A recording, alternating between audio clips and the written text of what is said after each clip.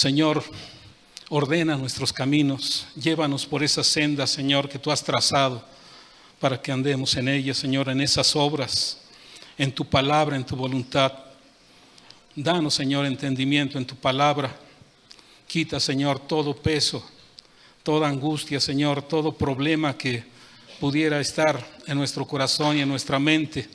Danos, Señor, la oportunidad de poder entender claramente lo que nos quieres hablar.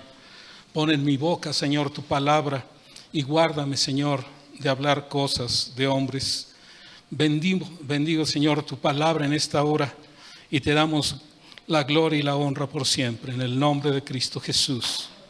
Amén. Bueno, hace ya algún tiempo tuve la oportunidad de compartir aquí acerca de ese evento del regreso del pueblo judío de Babilonia a Jerusalén. Después de haber sido llevados cautivos a Babilonia y ser esclavos en esa ciudad por mucho tiempo. Y lo que Dios hizo por medio de Esdras y de Nehemías para poder traer de regreso a esos 42,360 judíos, de entre los cuales había solamente el 2% de levitas y casi muy poquitos sacerdotes. De hecho, Esdras tuvo que regresar y buscar sacerdotes en algún lugar para poderlos traer de regreso junto con el pueblo a Israel, ya que los demás que habían sido llevados ahí, pues se habían acostumbrado a las normas, a las costumbres, a las tradiciones de sus captores, se habían hecho ya parte de ella. Entonces estaban cómodas, ya no quisieron regresar. Entonces permanecen en ese lugar y no quisieron regresar a Jerusalén, la cual era su tierra. Esto lo comento ya que ahora que estamos viendo el libro de Apocalipsis, lo que será la gran ciudad de Jerusalén, la ciudad, sus cimientos, sus muros, sus puertas, y pensando en lo que podía compartir hoy, recordé lo que hace tiempo había visto.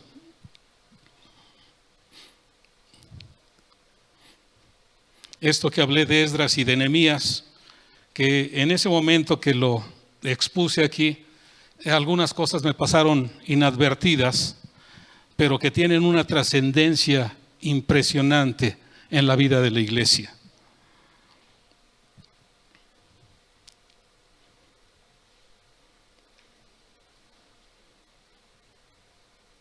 Ahora que estamos viendo en Apocalipsis esto de la ciudad, de los cimientos, de las puertas, es de lo que quiero compartir hoy. Mira esto, después de que Esdras comenzara a traer de regreso al pueblo de Israel a Jerusalén en el año 538, la condición de la ciudad física, moral y espiritual era en realidad mala. Al contrario, habían pasado ya cerca de 90 años y la condición de Jerusalén después de que había regresado, de Israel, después de que había regresado a Jerusalén, era bastante mala. Hasta que Dios en su infinita misericordia pone en Nehemías, en el corazón de Nehemías, un dolor y un llanto por la condición de su pueblo y decide hacer algo. Vamos por favor a comenzar ahí en Nehemías capítulo 1, versículos del 1 al 11. ¿Están poniendo los versículos en la pantalla? Sí. Ok. Nehemías 1:1. Palabras de Nehemías, hijo de Acalías. Aconteció en el mes de Quisleu. Esto es entre noviembre y diciembre. 4 meses después de que Nehemías comenzó a orar. 4 meses después. Dice, en el año 445, en el año 20 de Artajerjes, estando yo en Susa, capital del reino, que vino Anani, uno de mis hermanos, con algunos varones de Judá, y les pregunté por los judíos que habían escapado, que habían quedado de la cautividad y por Jerusalén, y me dijeron, el remanente de los que quedaron de la cautividad ahí en la provincia, están en gran mal y afrenta, y el muro de Jerusalén derribado, y sus puertas quemadas a fuego. La noticia era realmente impresionante. El muro de Jerusalén y sus puertas derribado y sus puertas quemadas al fuego. Dice, cuando oí estas palabras me senté y lloré, e hice duelo por algunos días y ayuné y oré delante de Dios de los cielos y dije, te ruego, oh Jehová, Dios de los cielos, fuerte, grande y temible, que guarde el pacto y la misericordia a los que le aman y guardan sus mandamientos. Esté ahora atento tu oído y abierto tus ojos para oír la oración de tu siervo.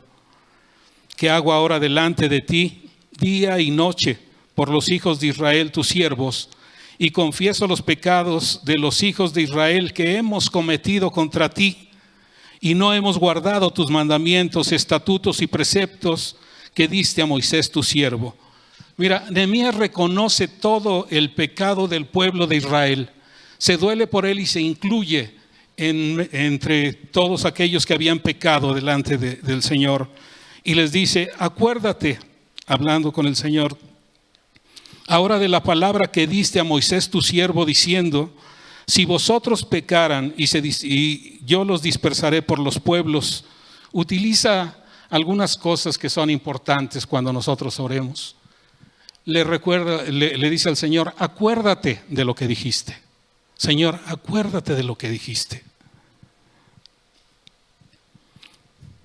Pero no nada más de lo que dijo, sino de lo que prometiste.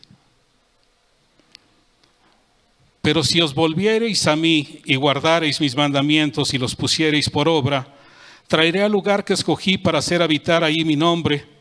¿A cuál lugar los iba a traer? Después de que fueran dispersados.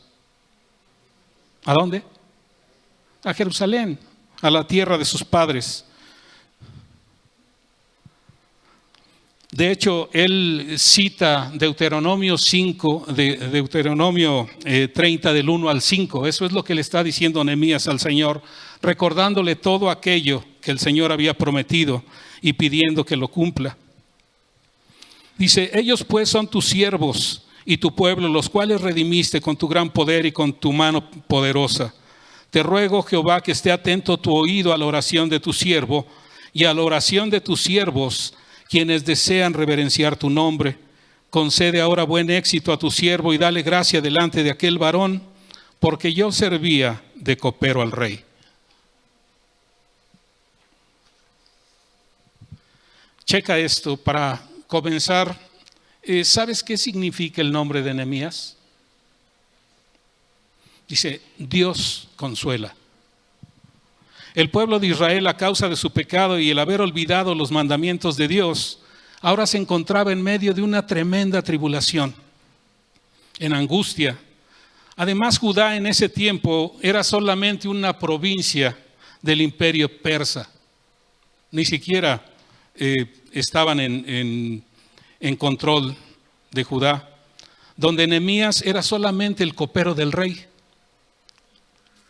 de Artajerjes. Sin embargo, Nehemías, al ver la aflicción de su pueblo, dice aquí que se sentó y lloró e hizo duelo por muchos días, y hace lo que cada uno de nosotros debemos hacer antes de emprender cualquier empresa. Así que antes de hablar con el rey y de hacer algo al respecto, ora a Dios. Cuán importante es que nosotros podamos aprender este principio. Orar a Dios antes de hacer aquello que pensamos que está en nuestro corazón. Porque a veces, como hemos hablado o hemos oído aquí, muchas veces nos movemos por sentires. Entonces tenemos que ir delante de Dios y aprender este principio. Así que Nehemías comienza con una oración impresionante por el pueblo de Israel. Vamos ahí a Nehemías 2, del 1 al 3.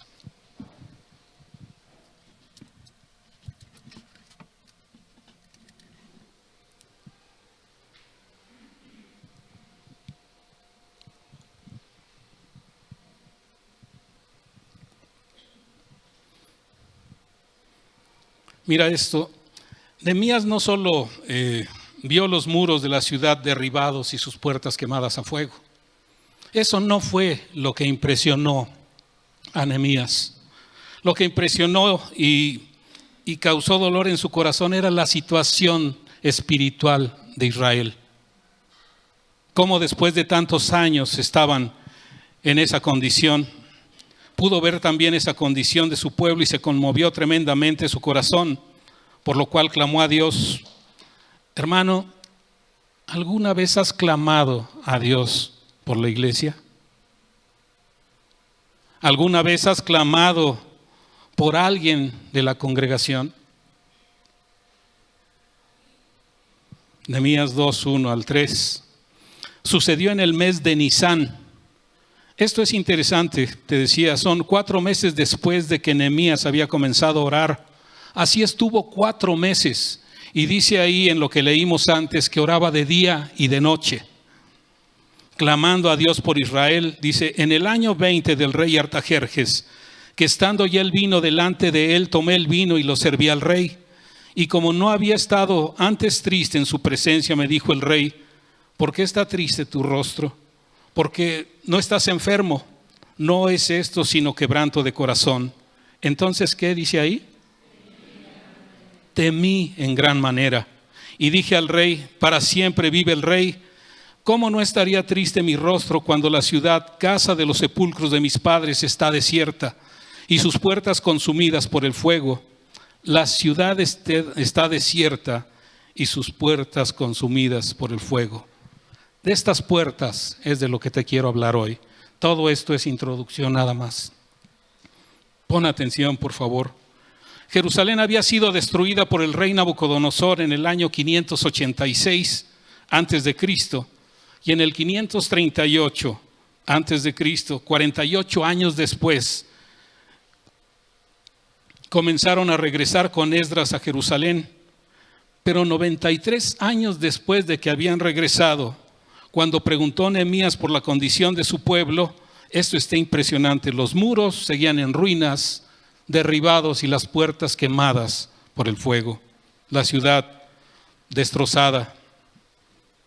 Ante eso, Nehemías, afligido en gran manera, pide algo al rey Artajerjes. Versículos 4 al 6. Dice, me dijo el rey, ¿qué cosa pides? Entonces oré al Dios de los cielos. ¿No había orado ya 4 meses? De día y de noche. Cuando el rey le hace esta pregunta, dice, entonces oré al Dios de los cielos. En alguna ocasión te he comentado qué importante es que aunque tengamos nosotros un tiempo de oración sobre un problema en específico, cuando éste se presenta tenemos que orar de inmediato para ver qué respondemos o cómo respondemos. Una oración rápida. Dice, y dije al rey, si le place al rey y tu siervo ha hallado gracia delante de ti, envíame a Judá, a la ciudad de los sepulcros de mis padres. ¿Y qué dice ahí? ¿Qué? Y la reedificaré. Entonces el rey me dijo, y la reina estaba sentada junto a él, ¿cuánto durará tu viaje y cuándo volverás? Y agradó al rey enviarme después de que yo le señalé el tiempo. Si te fijas, no dice aquí el tiempo que Nehemías pidió al rey para restaurar la ciudad. Para esta empresa tan grande, para la reedificación de la ciudad, sus muros, sus puertas, que por lo demás no creo que haya sido una empresa fácil, en ninguna manera, ni rápido sobre todo. Pero no solo pidió tiempo suficiente, sino ya encarrerado en su petición al rey, tipo Abraham cuando intercedió por Lot. Su sobrino le dice al rey Artajerjes, versículos 7 y 8, además dije al rey, si le place al rey, que se me den cartas para los gobernadores al otro lado del río, para que me franqueen el paso hasta que llegue a Judá, y carta para Sab, guarda del bosque del rey, para que me dé madera para enmaderar las puertas del palacio de la casa y para el muro de la ciudad y la casa en que yo estaré. Y me lo concedió el rey según la benéfica mano de mi Dios sobre mí. Era una práctica común en todas las ciudades antiguas levantar muros alrededor de sus ciudades para protegerse y defenderse. Y esos muros, en esos muros había siempre puertas. No solo una puerta, siempre había varias puertas para donde pudieran entrar y salir y escapar de sus enemigos, ya que por una sola puerta no podrían entrar y salir. Pero en el caso de Jerusalén, en esta ciudad, tenía también algunas puertas. ¿Cuántas puertas tenía el muro en Jerusalén? ¿Cuántas? ¿Cuántas? Híjole, le atinaron. 12 puertas. 12 puertas. Pues todas esas 12 puertas junto con sus muros son las que se había comprometido a restaurar Nehemías junto con sus muros. Aquí lo interesante es el orden en el cual empezó. ¿Cómo empezó a hacerlo y cómo sabemos? Cada puerta, si has estudiado un poquito de esto, tiene un nombre específico.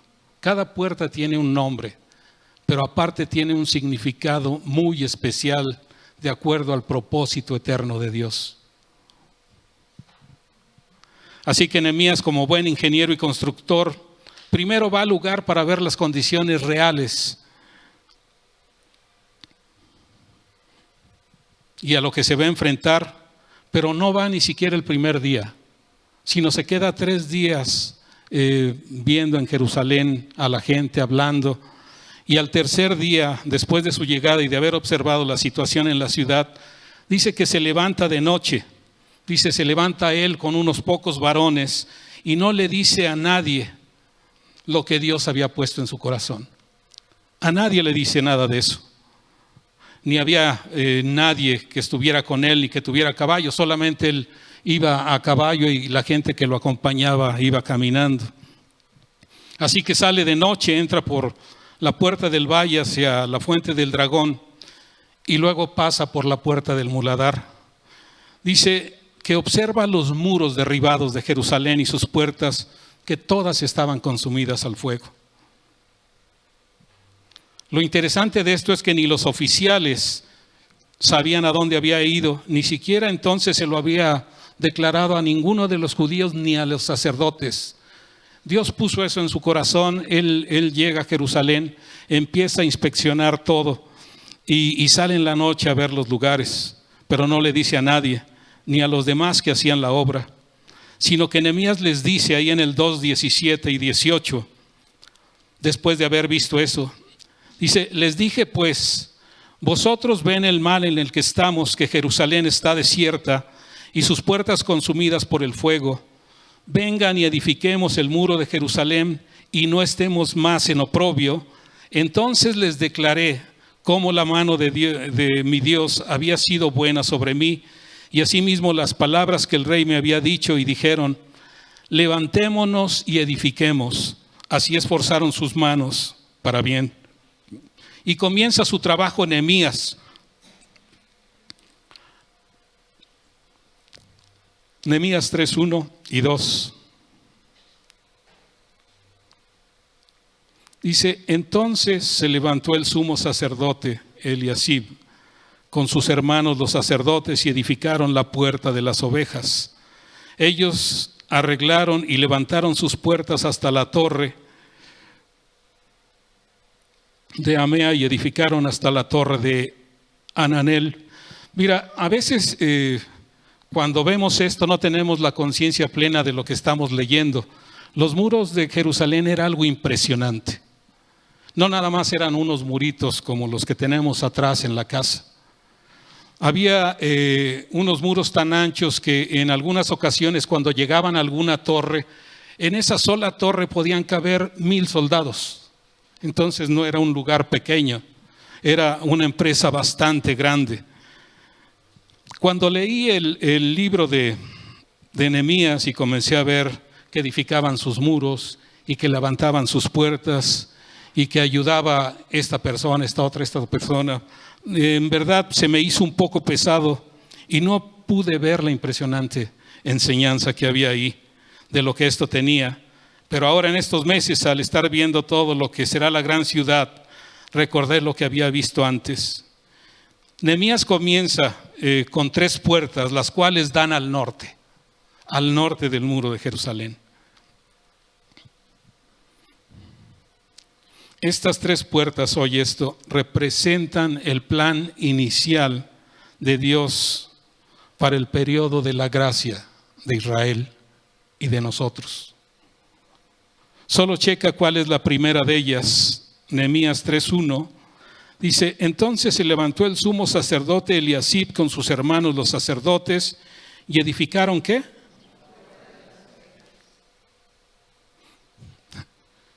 No fue cualquier persona del pueblo, no fueron siquiera los levitas los que levantaron la puerta, dice que fue el sumo sacerdote y sus hermanos los sacerdotes los que comenzaron la edificación de esto. Cuando Nehemías va y da el recorrido para ver la condición de Israel, él entra por la vieja puerta, sale por la fuente y luego entra otra vez por la puerta del muladar. Pero cuando empieza la obra, la empieza de acuerdo a las instrucciones de Dios, por la puerta de las ovejas. El Señor Jesús, en una de las 7 proclamaciones de yo soy, hablando de Él mismo, en una de ellas en el Evangelio de Juan capítulo 10, Jesús dice: yo soy la puerta. Yo soy la puerta.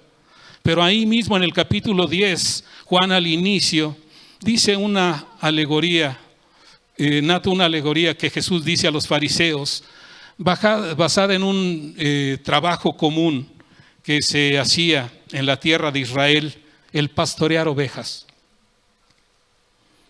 Se las dice a los fariseos como parte de esa polémica eterna que tiene con ellos, pero también ahí hay otras personas en ese lugar. Y dice ahí en Juan 10, del 1 al 5. Vamos ahí, por favor. Juan 10.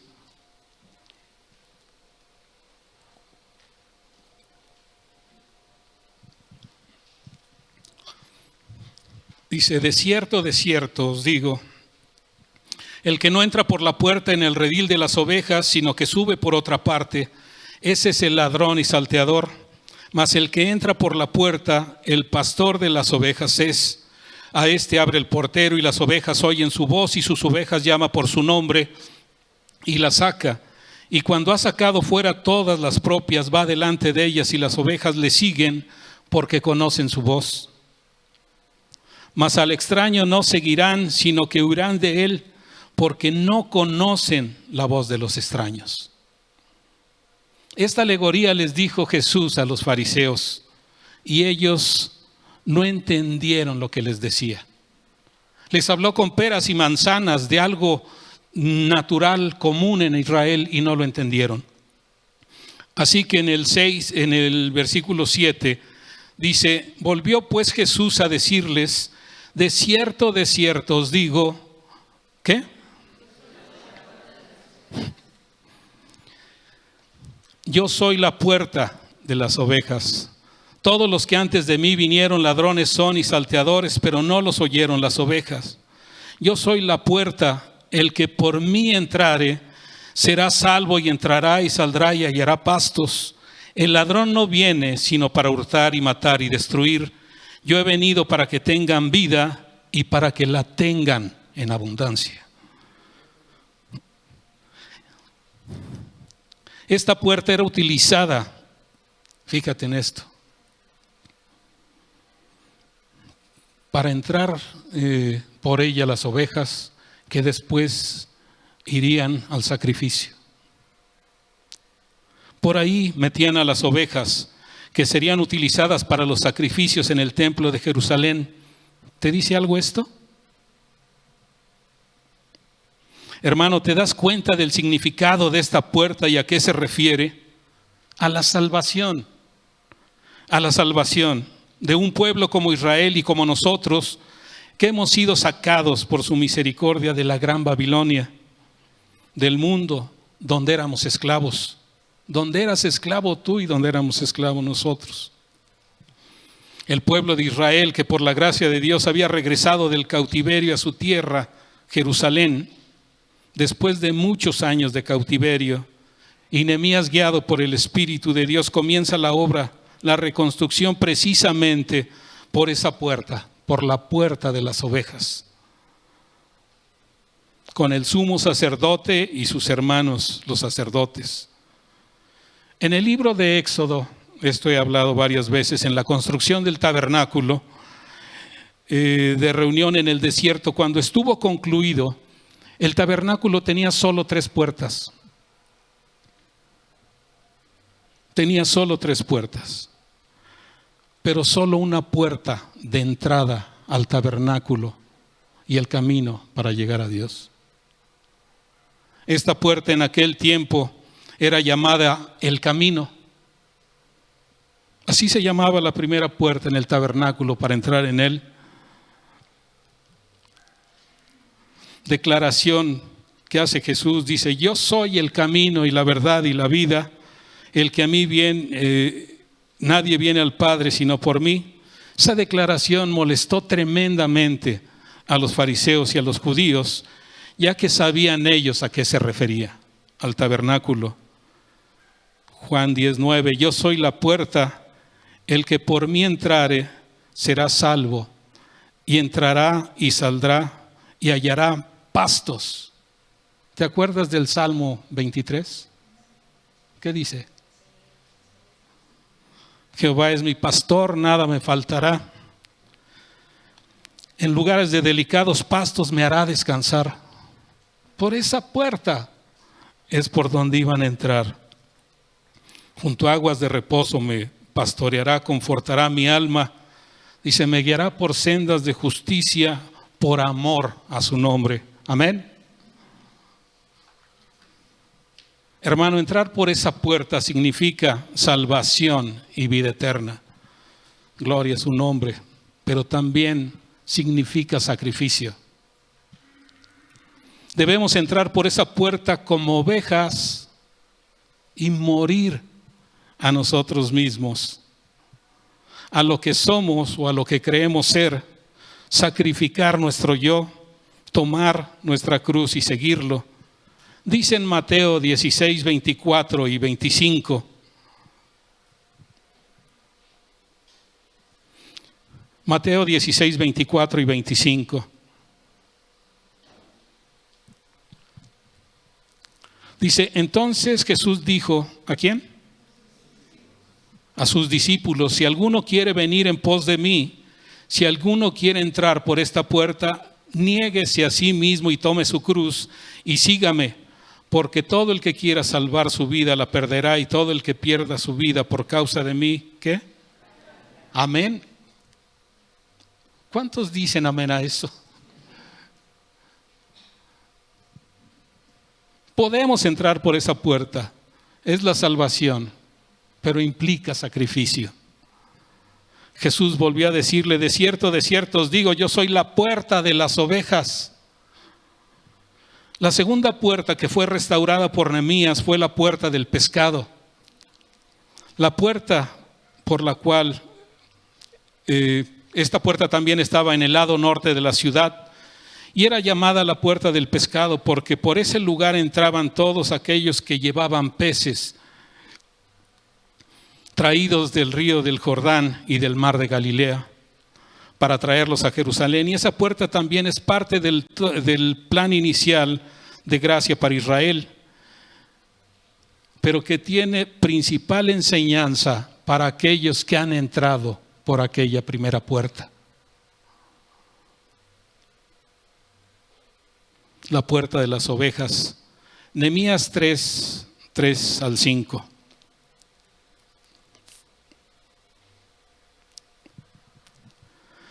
Los hijos de Sena edificaron la puerta, ¿qué? Del pescado. Ellos la enmaderaron y levantaron sus puertas con sus cerraduras. Fíjate en esto, con sus cerraduras y cerrojos. Junto a ellos restauró Meremot, hijo de Urías, hijo de Cos, y al lado de ellos restauró Mesulán, hijo de Berequías, hijo de Mesesabel. Junto a ellos restauró Sadoc, hijo de Bana, e inmediato a ellos restauraron tecoitas, pero sus grandes no se prestaron para ayudar a la obra. Todos los nombres que participan en la construcción de los muros tienen también un significado y un propósito específico. Cuando se reedifica la puerta de las ovejas, dice aquí que lo hace el sumo sacerdote y sus hermanos los sacerdotes. Antes de que este muro o esta puerta fuera terminada, fue dedicada a Dios, fue bendecida por parte de ellos, consagrada.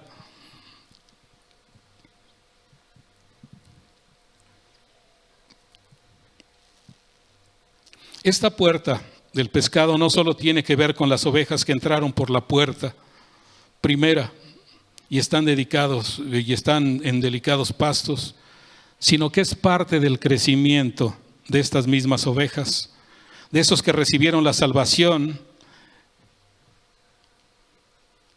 sino que también tienen una encomienda para no solamente quedarnos recibiendo y disfrutando de esos pastos.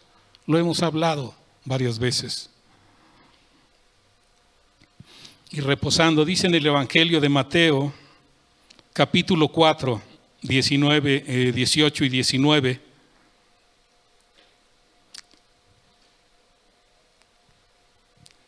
Dice, andando Jesús junto al mar de Galilea, vio a dos hermanos, Simón, llamado Pedro, y Andrés su hermano, que echaban la red en el mar. ¿Por qué? Porque eran pescadores. Y les dijo, venid a mí y yo los haré, ¿qué? Pescadores de hombres. Ellos entonces, dejando al instante las redes, le siguieron. El miércoles pasado, Carlos Morán hablaba acerca del testimonio que Juan el Bautista había dado acerca de Jesucristo como el Hijo de Dios. ¿Recuerdan? Híjole, nadie recuerda ni lo del miércoles.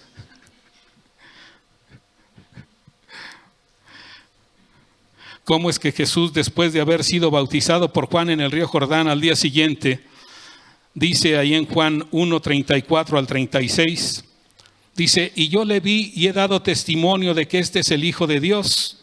El siguiente día otra vez estaba Juan y dos de sus discípulos, y mirando a Jesús que andaba por ahí, dijo, he aquí el Cordero de Dios. ¿Y qué hicieron los discípulos cuando Juan dijo esto? Dice, le oyeron hablar los dos discípulos y siguieron a Jesús. Y volviéndose Jesús y viendo que le seguían, les dijo, ¿qué buscan? Ellos le dijeron, Rabí, ¿dónde moras? ¿Dónde vives? Les dijo, vengan y vean. Fueron y vieron dónde moraba y se quedaron con él aquel día, porque era como la hora 10:00. Estos discípulos de Juan se quedaron con Jesús.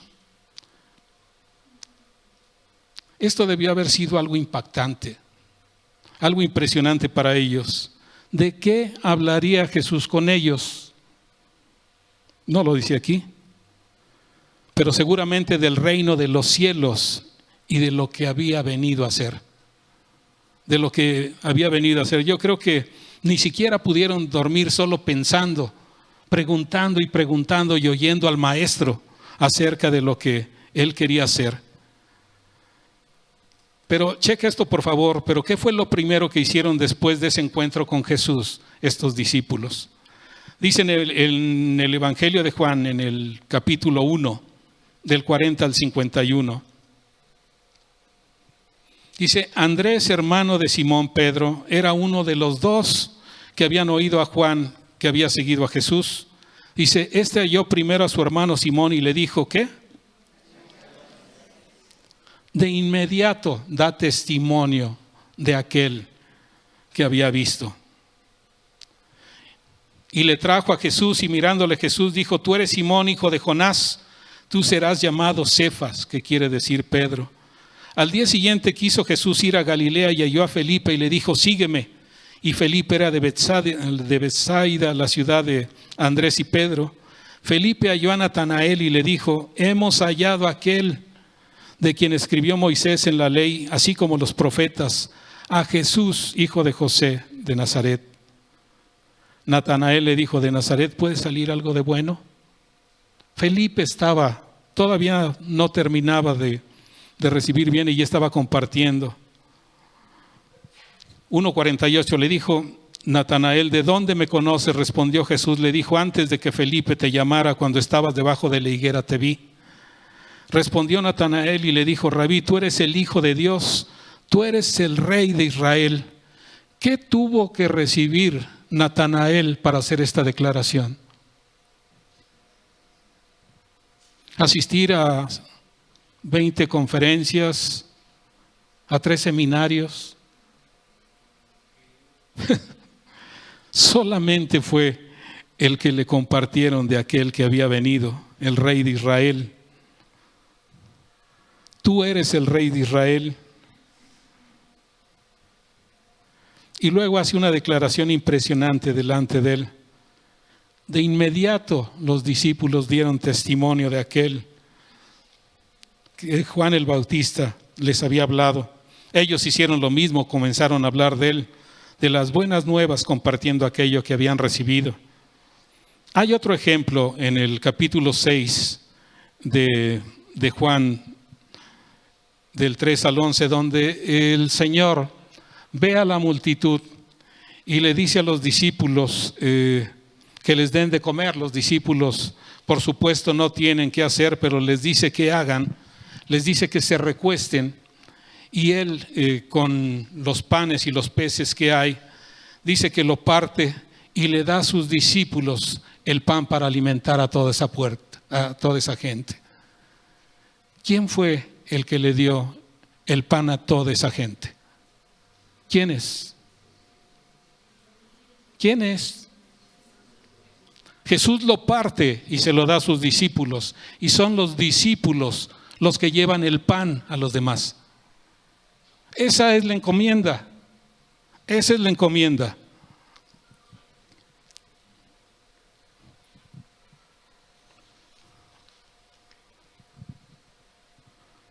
Hermano, nuestra función para extender el reino de Dios en esta tierra a nosotros nos fue encomendada. Es cierto, no todos somos evangelistas, dirían algunos, o decimos algunos. Pero hay muchas maneras de compartir. Hay muchas maneras de compartir.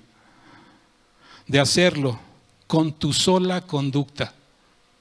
Tú sabes que el principal problema para poderle compartir a la gente es lo que los cristianos hemos dado como testimonio a los demás. Que es una piedra tremenda que hemos puesto en el camino para aquellos a los que después queremos hablarnos, no nos oigan. Tú puedes dar testimonio solamente con tu conducta delante de aquellos que no lo conocen. Hay una frase que se atribuye a Francisco de Asís. No se vayan a empezar a persinar, por favor. Una frase que me llamó mucho la atención y dice: prediquen en todo tiempo.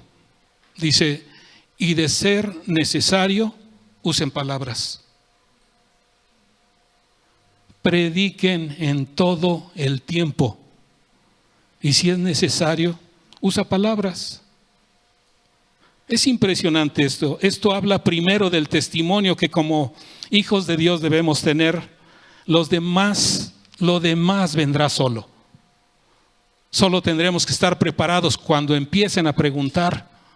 En algunas ocasiones les hemos comentado que nosotros cuando nos convertimos, pues no conocíamos nada, pero habíamos sido impactados en nuestro corazón. Comenzamos a compartirle a todos los que estaban a nuestro alrededor, a nuestra familia, por parte mía, por parte de Pilar, a todos. Algunos ya no están, pero muchos están todavía en el Señor. En ese momento no nos pusimos a pensar si éramos evangelistas o no. No me puse a meditar si sabía versículos o no. Les comenté que en alguna ocasión fuimos a alguna reunión y pararon la reunión porque nos hicieron una pregunta, y cuando respondimos, todos se sentaron alrededor y empezaron a oír lo que les estábamos compartiendo en medio de nuestra ignorancia de las Escrituras.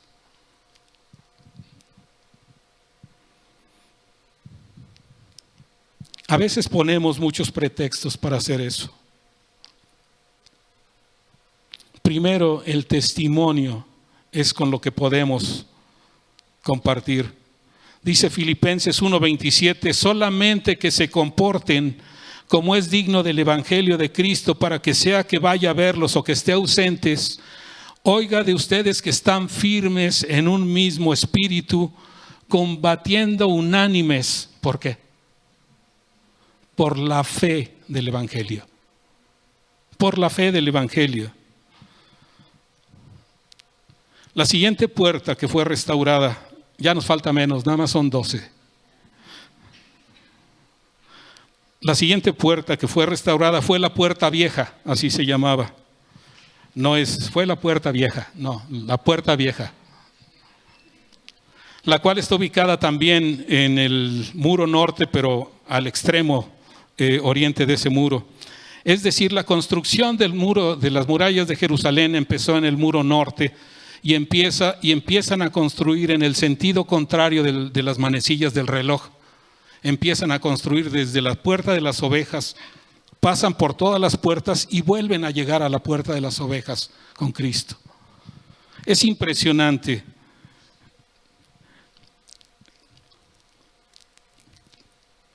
La puerta vieja, vamos a Nehemías 3:6-8.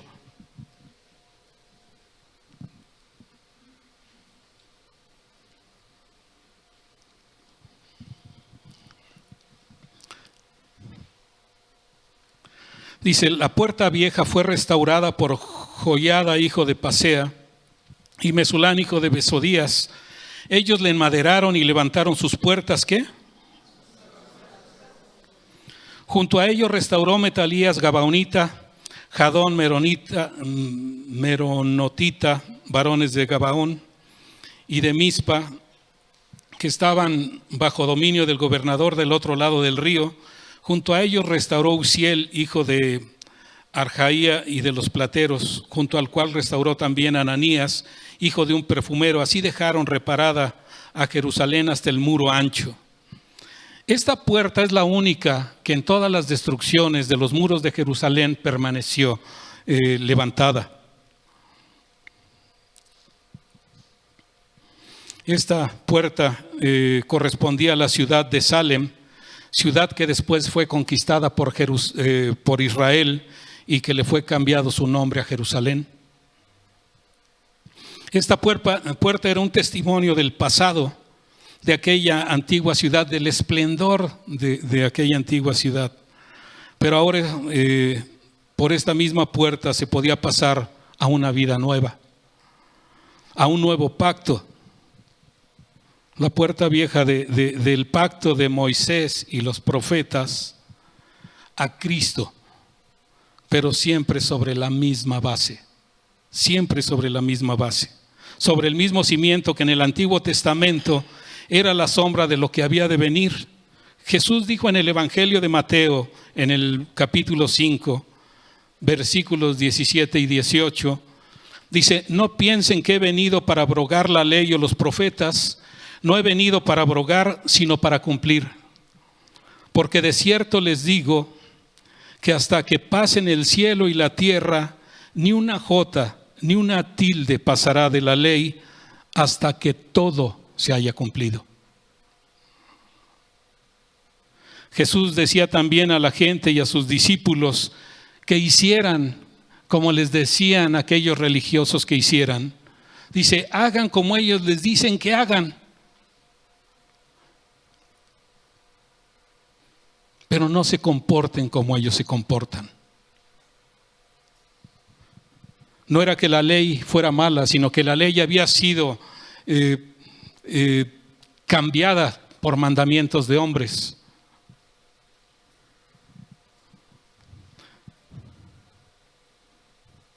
No hagan lo que ellos hacen.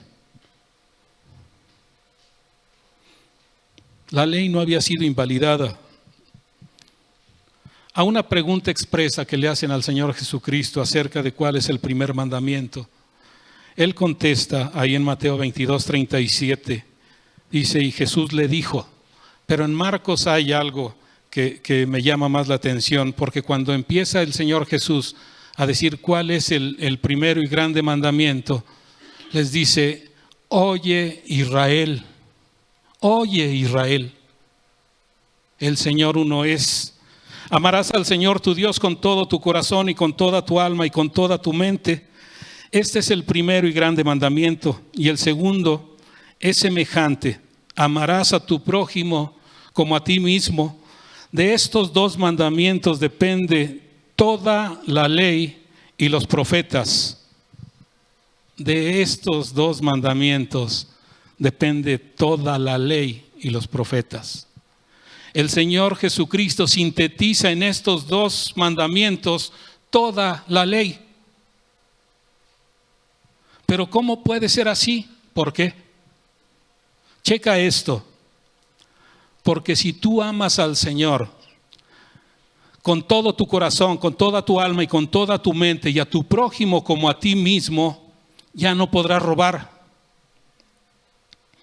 ya no podrás mentir, ya no dirás falso testimonio de tu hermano.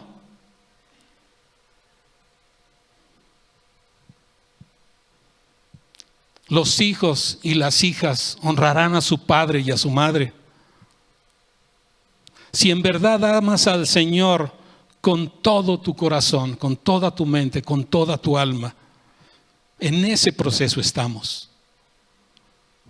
Yo me preguntaba, ¿cómo es que todo se reduce ahí? Si amamos al Señor de esa manera, no hay lugar para otras cosas. Sería totalmente ilógico que hiciéramos otra. Amén. La tercera puerta, la puerta vieja, representa la perseverancia, la permanencia en Cristo, en su preciosa palabra, en aquello que hemos creído, en aquel en el que hemos creído, en aquel que nos llamó de las tinieblas a su luz admirable. Pasamos a través de esa puerta viniendo de un pasado malo, viejo. Pasamos a ser de esos odres viejos, a ser odres nuevos, a donde el vino puede ser derramado, a donde no se va a salir ese vino.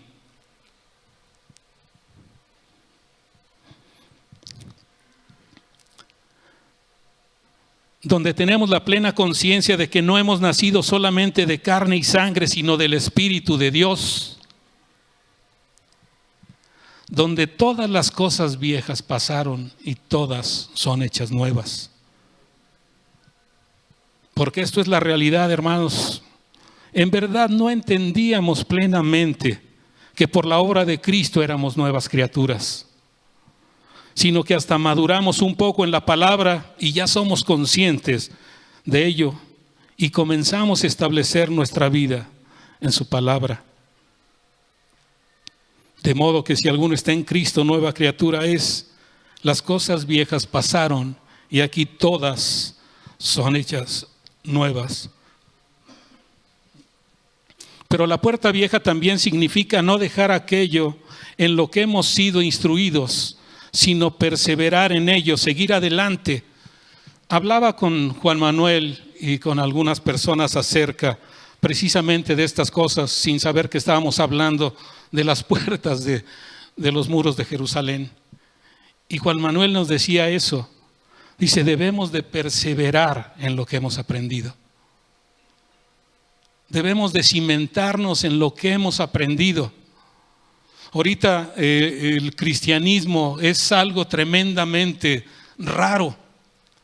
Es difícil encontrar palabra sana en medio de tantas iglesias. Así que debemos permanecer en lo que hemos aprendido, en lo que hemos entendido. Mira, dice ahí en Jeremías 6:16. Vamos a ir, Jeremías 6:16.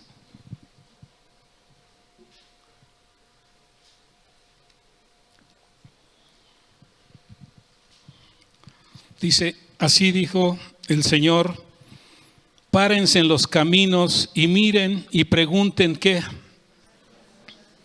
Por las sendas antiguas, cuál sea que Hermano, ¿quién es el camino? Y anden por él y hallarán descanso para su alma. Pero fíjate lo que dice Israel. Mas ellos dijeron, no andaremos. A veces así es el pueblo de Dios. Lo llaman por las sendas antiguas. Le dicen, camina por él. Pero con sus actos le dicen al Señor que no.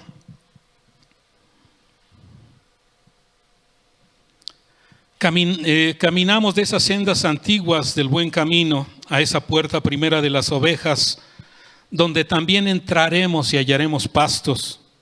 Yo soy la puerta, el que por mí entrare será salvo y entrará y saldrá y hallará pastos. Jesús, como en el tabernáculo, es la puerta. Amén. Amén.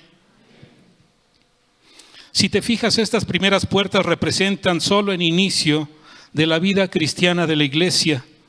Un pueblo que por el amor y la misericordia de Dios fue rescatado de Babilonia, de la esclavitud y traída a Jerusalén, su ciudad, así como nosotros que hemos sido trasladados de la esclavitud del mundo, de las tinieblas del mundo a su luz admirable. Yo soy la puerta, el que por mí entrare será salvo y entrará y saldrá y hallará pastos. Es la primera puerta, la de las ovejas. Jesús les dijo, venid en pos de mí y yo los haré pescadores. La puerta del pescado. Párense en los caminos y miren y pregunten por las sendas antiguas cuál sea el buen camino y anden por él y hallarán descanso para su alma. La puerta vieja. 3 puertas y un significado. No pude plasmar todo lo que en realidad tiene esto. Es impresionante. Es impresionante. Hermano, en todo el Señor nos habla acerca de su plan perfecto y hacia dónde vamos. Tenemos que, como Nehemías, restaurar nosotros estas puertas. Si te fijas en las 2 puertas, la puerta del pescado y la puerta vieja, se levantaron y tenían cerrojos. Tenían pasadores, pero en la puerta de las ovejas no hay cerradura. No hay trancas. Y eso quiere decir que la misericordia de Dios en este tiempo todavía está abierta para poder llevar la palabra. Porque un día, cuando se termine el recorrido, esa puerta se va a cerrar y nada se va a poder hacer. Dicen que aquel que sabe hacer lo bueno y no lo hace, le es contado. ¿Por qué? Por pecado. Amén. Señor, bendito Dios y Padre eterno, glorificamos tu nombre, Señor, y clamamos como Nehemías, Señor, para que estas puertas en la vida de tu iglesia sean restauradas, para que podamos, Señor, ir en un camino progresivo hacia aquella meta que tú has puesto delante nuestro, Señor, que como Pablo decía, que no pensaba que todavía la había alcanzado, pero se extendía, Señor, en pos de ella. Que así tu iglesia, Señor, que cada uno de nosotros también estemos, Señor, mentalizados en esa meta y caminemos por ese buen camino. Señor, bendice a tu iglesia. Trae revelación y vida, Señor, a tu pueblo. Quita, Señor, todo el estorbo y todo aquello que todavía estorba en medio de tu pueblo. Y ayúdanos, Señor, a caminar como es digno de aquellos que hemos sido llamados. Bendito, Señor, sea tu nombre. Te exaltamos y glorificamos al único Dios vivo y verdadero. Bendito sea tu nombre, Señor. En el nombre de Jesús. Amén.